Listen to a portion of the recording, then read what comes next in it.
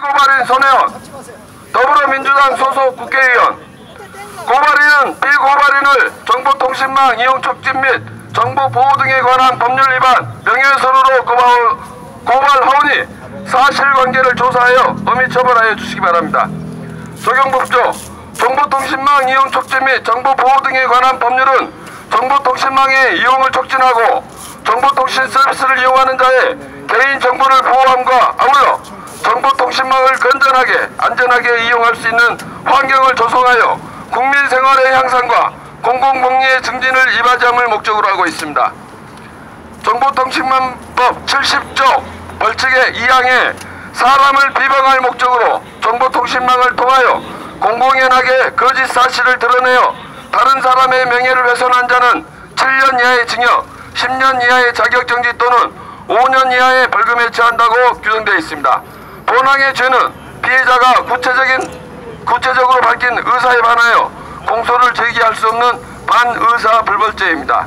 범죄 사실 피고발인은 2019년 1월 2일 자신의 페이스북 계정을 통해 다음과 같은 글을 올려 위 사건 피해자인 신재민 전 기재부 사무관의 명예를 심각하게 훼손하는 범죄 행위를 자행하였습니다. 이하는 피고발인이 게시한 글의 전문입니다.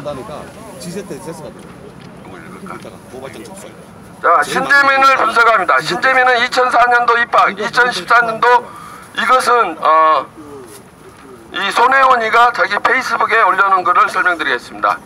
2014년에 공무원이 되었습니다. 10년 만에 원하던 행정직 공무원이 되었으니 고시 공부 기간은 약간 긴 편이죠. 신재민은 꿈꾸던 공무원이 되어 기재부에 들어갑니다. 이번에 하는 행동을 보니 일도 열정적으로 잘했을 것 같습니다.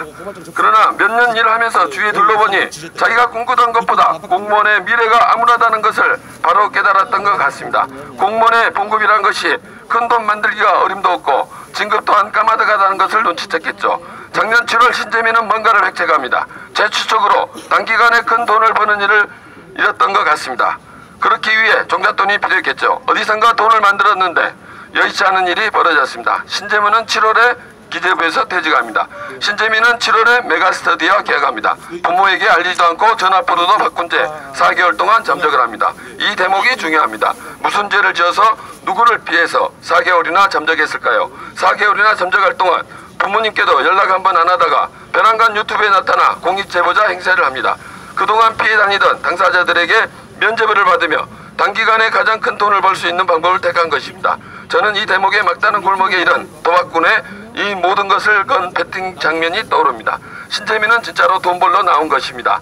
신재민에게 가장 급한 것은 돈입니다. 일확천금을 꿈꾸며 이 방법을 택한 것입니다. 나쁜 머리 쓰며 의인인 척 위장하고 순진한 표정을 만들어내며 청산유수로 떠드는 솜씨는 가증스럽게 짝이 없습니다. 그러나 지속적으로 한 곳을 쳐다보지 못하고 계속 눈을 아래로 내리는 것을 보면 양심의 가책 또는 지은 죄가 만만치 않다는 것 같기도 합니다. 신재민이 기껏 들고 나온 카드는 불발달 2개입니다. KTNG 사장은 교체되지 않았고 국채 추가 발행은 이루어지지 않았습니다. 불발탄 양손에 든 사기꾼한테 또 속아서 더 이상 민망당하지 마시고 자유한국당은 지난해 7월에서 12월 말까지 신재현이 왜 잠적했는지를 먼저 알아보십시오. 학원에서 계약금을 받았다면 얼마나 받았는지, 그 계약은 어떤 내용이었고 신재민이 어떤 항목을 어겼는지, 신재민은 어떤 핑계로 계약을 이행하지 않았는지, 신재민은 왜 잠적까지 했는지 등등 이걸 알아내고 나서도 서슴지 않습니다. 자, 이상과 같이 피고발인은 대한민국 정부 여당 소속의 국회의원 신분임에도 불구하고 개인이자 기재부에 대한 내부 고발을 한 피해자에게 명확한 근거도 없이 추측을 가정하여 신재민은 진짜로 돈 벌러 나온 것이라고 단언한 뒤 나쁜 머리 쓰며 의인인 척 위장하고 순진한 표정을 만들어내며 청산유수로 떠드는 솜씨가 가증스럽게 짝이 없다고 비방하였습니다. 피고발인은 피해자의 지극히 개인적인 사항, 즉 피해자의 재정 상태가 내부 고발의 원인이란 추측 등에 대하여 지속적으로 언급하고 있는데, 이는 다음과 같은 이유로 공공의 이익을 위한 것이라고 볼 수 없습니다. 첫째, 피해자는 내부 고발을 한 당사자로서 사회적 약자에 해당하므로 명예훼손 후 보호법익에 지극히 큽니다. 따라서 피해자에 대한 개인적인 사안에 대하여 언급은 사소한 것이라 할지라도 공공의 이익이라고 볼 수 없으며 범죄의 사람의 비방할 목적에 해당되게 됩니다. 둘째, 피해자는 심지어 2019년 1월 3일 자신을 저지를 비관하여 자살을 시도하는 등 극심한 고통에 호소하고 있습니다. 설사 피해자의 지극히 개인적인 사항이 특정한 사회집단 또는 그 구성원 전체의 관심과 이익에 관한 것이라 할지라도 그것이 현재 피해자가 자살을 시도하는 등 피해자에게 심각한 심정 고통을 주는 사안이라면 해당 공익성은 배제되어야 할 것입니다. 따라서 고발인은 비고발인의 행위를 정보통신망 이용 촉진 및 정보보호 등에 관한 법률 위반으로 고발하오니 사실관계를 조사하여 엄히 처벌하여 주시기 바랍니다. 2019년 1월 10일 목요일 자유연대 사무총장 김상진, 수원지방검찰청 성남지청 규정 이상. 아니 무식한 놈이 어디 카메라 앞에 서가지고